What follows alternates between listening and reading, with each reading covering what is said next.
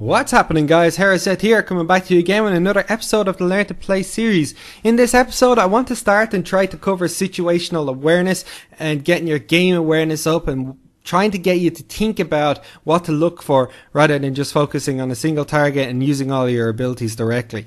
This is a little bit more advanced of an episode, but you know, just to keep it mixed up, we're going to jump into this and just get your mind to kind of think about these things rather than just try to throw it all on top of you over the course. But if you start to think about what to look for in the game, you will probably find yourself gradually getting more improved, because this is one of those abilities that you have to train yourself to do. You don't get good at this unless you practice doing it.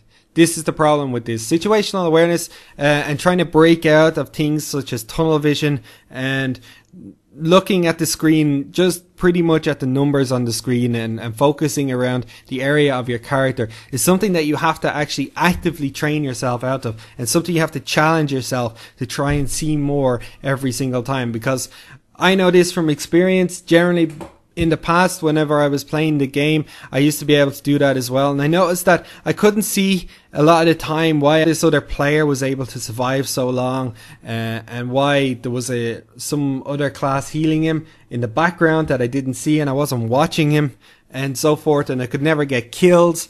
And with that, we're just going to jump into a battleground to try and emphasize and show this and how it is you can practice it, because you can stay at this kind of level where you're constantly just doing the same thing over and over again, and you can get really good at doing that. You can get so good that you will tunnel the target down really, really well, but then you'll find yourself hitting a block later on when you try to go into arena, and you find that you don't know what's happening and you can't seem to get it. You can play hundreds and hundreds of games, but you can't seem to improve yourself because you're not actually thinking about or challenging yourself to try look for more what's going on. And this is generally what this video is going to be about.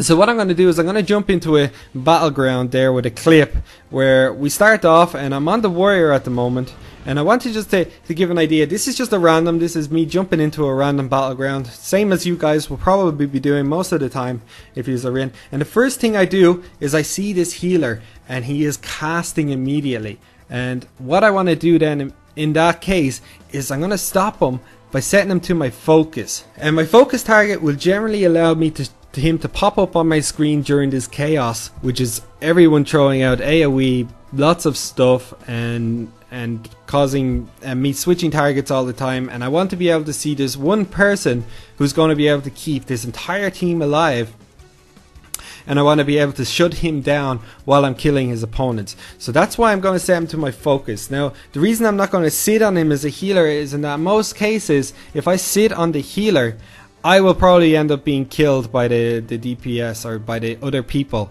that are protecting him.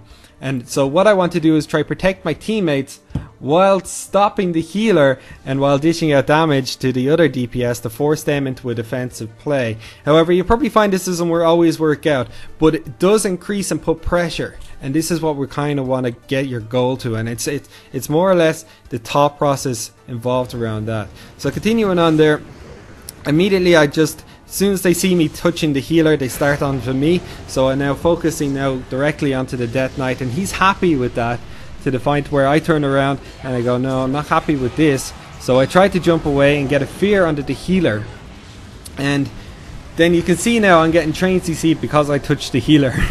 So now I'm going to sit on the boomkin, and from then on I'm going to do what I can to try and stop the healer. Now I can see he's spamming regrowths here, so I jump over and I try to interrupt him, and I catch him with an interrupt, and then I move back onto the boomkin who is casting, except I have very little left to stop this guy, and he's using an ability that allows him to cast freely without interrupt or silence. And I noticed that they've shifted now their focus to me, and with that I'm taking a lot of damage, but the shaman that's with me has put down a healing totem, and he's starting to put a riptide on me, and he's trying to keep me up.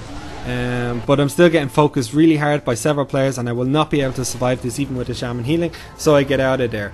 And I realized at the moment that the boomkin that I was fighting switched his target to me. You know, he had killed the other guy, and then all of a sudden I was next in line to go down to these other players.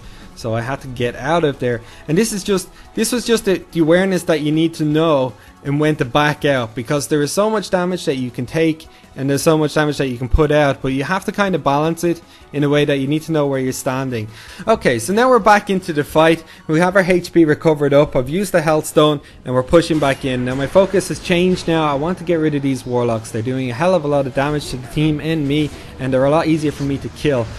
So I start focusing immediately on the guy that was spamming Chaos Bolt, and I start noticing my HP drop really fast. My second wind then starts to kick in, and I get a quick Riptide from a helpful shaman that was by me. And after that, that leaves me enough time with cooldowns to get a kill and then get victory rush and trying to keep my HP up. And I'm still watching this druid, so what I'm doing is I see he's starting to spam instants on the target, so I turn around and just use a focus interrupt. In this case it was a focus storm bolt, which gave me enough time to keep the pressure high enough on the warlock to get the kill. Now at this point all we're doing now is just keeping the pressure up. We're trying to just focus down the last remaining players, which is the Boomkin, the Resto Druid and the DK. So I'm switching my focus now directly onto the Boomkin to try to get him, either to kill on him or to get him out of there. But you see I have a DK training and slowing me, so the Boomkin gets away. So we switched now to the healer. Between two warriors with the other warrior blowing his cooldowns, it was an easy and quick kill. I just switched down to the DK just to keep the pressure up, kill him off. Then we move back to the Boomkin that managed to get away this time, but this time there's nothing else to stop me from hitting on this guy, so surely he will go down. I have a victory rush back up to regenerate my HP. He's still focusing on me with his insta cast, but at this point he has no more support. There's two warriors on him, and we managed to get a quick and easy kill there. So with that, just with a bit of situational awareness, we were able to judge whether or not when to back out of a big fight to save ourselves from dying, and then get back into it to aid support and get our kills while keeping targets under control. And with that, what I'll do is I'll jump onto the next clip, which is another example of just how useful using focus and trying to get aware of your situation even before the encounter starts, and what difference it can make in the later game if we set up here now. And what we have here is I'm running towards the flag carrier, or the enemy flag carrier, and I know he has several ticks up at this point because the fight's been going on for a little bit of time.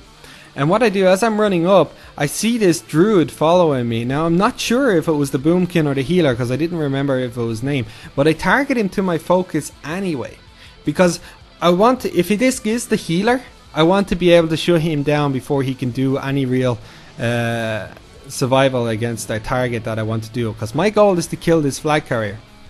And what I'm doing is I'm running up, I'm checking position, and I find the flag carrier is actually the hunter. So I turn around and I start attacking the hunter as quickly as I can. And with that, I start seeing now that this guy is actually a healer, and he starts to spam regrowth. So I intercept and stop his regrowths and then interrupt his healing with a disrupting shout. And that gives me enough time to put enough pressure and get the kill that when I jump over to him, I can pick up the flag, and it was just easy and done. And that healer could not do anything. I had a storm bolt ready for him, but the pressure that the hunter was taking was so high that he just fell over. The healer had to spam heal to keep him up, and that's how it worked. And this was a good example of how to monitor your focus target and your situation, realizing, you know, that this guy was following me all the way up the hill, and instead of me turning around to focus on him, I just set him to my target so I can keep an eye on him, see what he does, because it's easier for me to shut him down than to try kill him, because healers are really hard to kill for most classes, so it's better off not. Okay guys, in this last clip now, what I'm going to do is I'm just going to go over just a little bit more on how situational awareness and watching your actual HP and who's coming in at you and what damage you are taking can really change how you perceive the game and how you can start to react differently towards it. Rather than just focusing on the target at hand, I'm going to quickly jump in and see our flag carrier is the hunter. I find he's getting supported by a Boomkin and a healer, and what I have in support is a warlock. So immediately I want to slow down this druid and try to keep him rooted, while I push myself on top of the flag carrier and try to get this flag so we can get the final clap and end this game. So what I do is I jump onto him. However, he gets assist, and the Boomkin dumps all of his cooldowns into me. So I have a Boomkin and then a Warlock jumping onto me with all of their cooldowns, and next thing I know, my HP is just gone. So I have to immediately get out there. I pop a quick spell reflect, jump out of there, pop a health stone that I had handy, and then I go for the berserker thing while waiting on my HP to regenerate a bit. Now they probably thought I was dead based on all of those cooldowns, but at the same time, what happens here is I managed to turn this around because now I'm alone with the hunter. The druid is trying to come in for support, but the pressure is so high for me at this time that he can't actually get anything now to any hots up quick enough to save the hunter because of the berserking buff, and then that secures the game and the kill, and there you have it. And that was the end of that BG, and it just goes to show what difference a little bit of situational awareness can bring. And I'll probably go over this in more time. So what you have to try do in this episode is to challenge yourself to try and see more.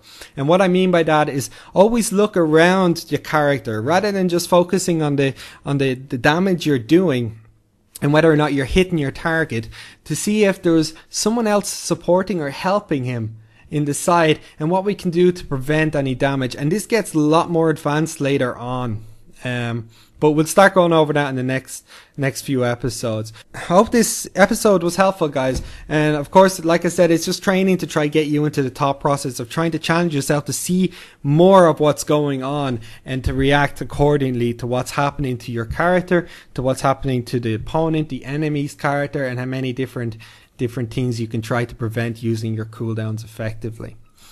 Thank you for watching this episode, guys. I hope it was informative, and of course I will see you next time.